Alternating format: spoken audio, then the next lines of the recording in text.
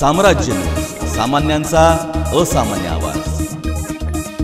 कपड्यांचा ढीग जर तुम्हाला दुकानात आढळला तर तुम्ही कपडे कसे विकत घ्याल? सर्व भाज्यांचं मिश्रण तुम्हाला बाजारात आढळलं तर तुम्ही भाज्या घ्याल? डाळ, तांदूळ आणि इतर किराणा मालाचं मिश्रण आढळल्यास किराणा सामान विकत घ्याल?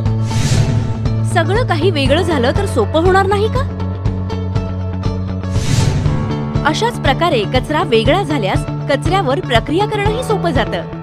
प्रत्येक सुक्या कचऱ्यासाठी निळ्या रंगाचा डबा, ओल्या कचऱ्यासाठी हिरव्या रंगाचा डबा, धोकादायक कचऱ्यासाठी लाल रंगाचा डबा, सुका कचरा काच, लाकूड, चामडं, प्लास्टिक, धातू, कापड, रबर, कागद इत्यादी।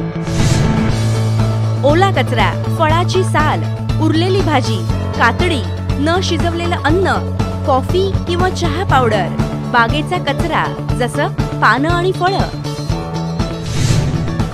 धोकादायक कचरा diaper, sanitary napkin, paint drum, तुटलेले बल्ब, ट्यूबलाइट, बॅटरी, रासायनिक घटक इत्यादी। सौजन्य सोलापूर महानगरपालिका सोलापूर।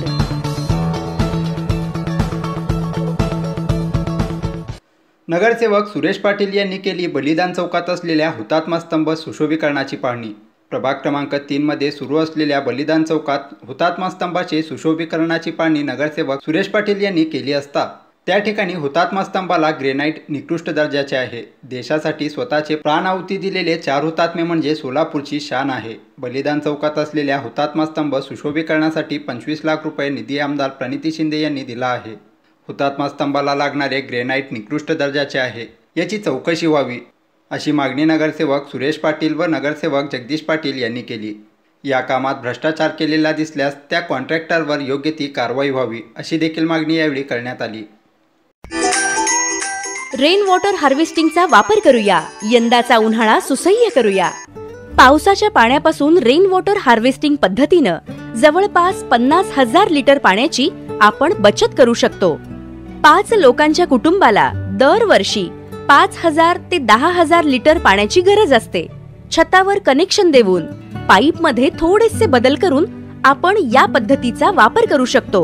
चला तर मग आपल्या या वाया जाणाऱ्या पाण्याचा पुनर्वापर कसा करता येईल ते पाहूयात रेन वॉटर हार्वेस्टिंगच्या माध्यमातून। तेव्हा आजच रेन वॉटर हार्वेस्टिंग प्रकल्प समजावून घेऊया आणि पावसाच्या पाण्याचा होणारा अपव्यय टाळूया। जाणून घेऊयात रेन वॉटर हार्वेस्टिंग कसं करावं। आपल्या घराच्या छतावर पावसाचं पाणी एकत्रित करण्याची सुविधा करा। छतावरून स्टोरेज टँक कडे येणारे सर्व पाईप जोडा। एकत्रित केलेले पाणी स्टोरेज टँकला जोडा। या पाईपमध्ये फिल्टर जोडणे आवश्यक आहे। पर्कोलेशन टाकीत आउटलेट उपलब्ध करून द्या। ओव्हरफ्लो झालेल्या पॉइंट करता पर्कोलेशन पीठ उपलब्ध करा, जेणेकरून भूजल भरण्यास मदत होईल।